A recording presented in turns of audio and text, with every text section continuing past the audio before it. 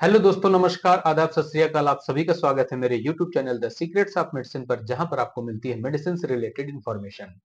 मैं हूं शेषमणि पांडे और इस वीडियो में आज हम दो कैटेगरी की ड्रग के बारे में बात करेंगे, डायबिटीज जिन्हें हम ग्लिनाइड्स कैटेगरी और साथ में हम SGLT2 यानी कि सोडियम ग्लूकोज को ट्रांसपोर्टर 2 इनिबिटर्स के बारे में बात करेंगे। अगर आपने अभी तक मेरे चैनल को सब्सक्राइब नहीं किया है तो सबसे पहले आपसे रिक्वेस्ट है कि चैनल को सब्सक्राइब कर लें और साथ ही बेल आइकन को दबा दें ताकि आपको मेडिसिन से रिलेटेड अपडेट सबसे पहले मिल सके। तो चलिए वीडियो को स्टार्ट करते हैं।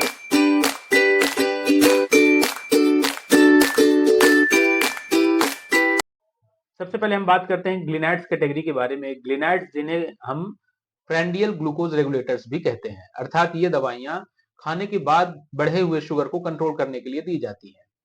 इस कैटेगरी में दो प्रकार की मेडिसिन होती हैं, एक रिपाग्लिनाइड और दूसरा नेटेग्लिनाइड्स। रिपाग्लिनाइड्स और नेटेग्लिनाइड्स में जो काम करने का तरीका यानी कि मैकेनिज्म ऑफ एक्शन की अगर बात करें तो ये अपनी सेपरेट नॉन सल्फोनाइलूरियाज के रिसेप्टर्स पे जाके एक्ट करती हैं और इंसुलिन के सिक्रीशन को बढ़ाती हैं। ये सल्फोनाइलूरियाज की कंपैरेटिवली इनकी एफिनिटी कम होती है और इनका भी काम करने का तरीका वही होता है जो पोटेशियम चैनल को ब्लॉक करके सल्फोनाइलूरियाज करती हैं। मतलब ये भी पोटेशियम चैनल को ब्लॉक करती हैं और साथ में कैल्शियम की रिलीज को बढ़ा देती हैं बीटा सेल्स में, और उसके कारण ये डिपोलराइजेशन करती हैं और इंसुलिन का जो बीटा सेल्स है डिग्रेनुलेशन करा के उनके रिलीज को बढ़ाती हैं।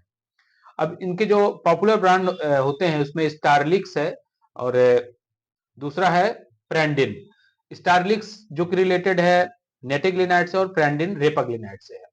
अब इनके बेनिफिट्स देख लेते हैं हम कि क्या क्या बेनिफिट्स हैं। सल्फोनाइलूरियाज कैटेगरी की जो ड्रग हैं उनमें काफी पोटेंट ड्रग होती हैं और उनमें हाइपोग्लाइसीमिया के चांसेस ज्यादा हैं, जबकि इस कैटेगरी की ड्रग में हाइपोग्लाइसीमिया के चांसेस और वेट गेन के चांसेस कम होते हैं। इनका हाफ लाइफ सल्फोनाइलूरियाज की ड्रग के कंपैरेटिवली कम होता है और इनको आफ्टर मील कई बार दिया जा सकता है। इन्हें लेने का तरीका भी है, खाने के कुछ समय पहले ही इनको लेना चाहिए, तभी ये काम करती हैं। सल्फोनाइलूरियाज की ड्रग और ग्लिनाइड्स कैटेगरी की ड्रग को साथ में अवॉइड करना चाहिए। अब हम बात करते हैं SGLT2 इनिबिटर्स के बारे में। SGLT2 इनिबिटर जिनको हम सोडियम ग्लूकोज को ट्रांसपोर्टर इनिबिटर्स कहते हैं या फिर इनको ग्लिफोजिन ग्रुप की ड्रग भी कहते हैं। इस ड्रग कैटेगरी में जो ड्रग आती है एम्पाग्लिफोजिन, केनाग्लिफोजिन और डेपाग्लिफोजिन कैटेगरी की ड्रग होती हैं। SGLT2 यानी कि सोडियम ग्लूकोज ट्रांसपोर्टर इनिबिटर्स, इनका क्या काम होता है हम ये आगे जानते हैं। तो सबसे पहले हम जानते हैं इसके काम करने का तरीका क्या है, मैकेनिज्म ऑफ एक्शन क्या है। इन दवाओं का काम करने का तरीका यानी कि मैकेनिज्म ऑफ एक्शन थोड़ा डिफरेंट होता है। जैसा कि हमने अदर एंटी डायबिटिक ड्रग के बारे में देखा, उनका काम इंसुलिन के रेजिस्टेंस को कम करना या इंसुलिन के सिक्रीशन को बढ़ाना होता है, लेकिन जो ग्लिफोजिन्स कैटेगरी की ड्रग है इनका काम करने का तरीका बिल्कुल अलग होता है। इनका पेनक्रियाज के बीटा सेल्स यानी कि इंसुलिन से कोई रिलेशन नहीं होता है। ये दवाइयां किडनी लेवल पर काम करती हैं। हमारी किडनी एब्जॉर्ब ग्लूकोज को एब्जॉर्ब करने के बाद एक बार ट्यूबुलर रीअब्जॉर्प्शन करती है, उसके बाद ही ब्लड में ग्लूकोज को भेजती है। अब ये ट्यूबुलर रीअब्जॉर्प्शन जो होता है वो सोडियम ग्लूकोज ट्रांसपोर्टर 2 के माध्यम से होता है।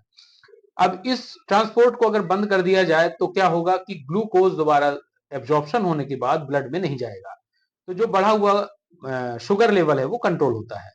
तो जो SGLT2 इनिबिटर्स ड्रग होती हैं ये इस ट्रांसपोर्ट को बंद कर देती हैं, जिससे जो शुगर है वो सीधा हमारे यूरिनरी ट्रैक्ट के माध्यम से यूरिन के साथ में ग्लूकोज बाहर निकल जाता है और इस तरह से ये दवा अपना काम करती है।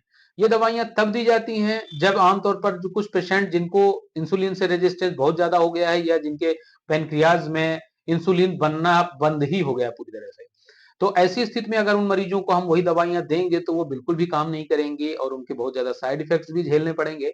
तो ऐसी स्थिति में इन दवाओं का उपयोग किया जाता है जो कि इंसुलिन से रिलेटेड बिल्कुल भी नहीं है और इनका असर सीधा किडनी से होता है।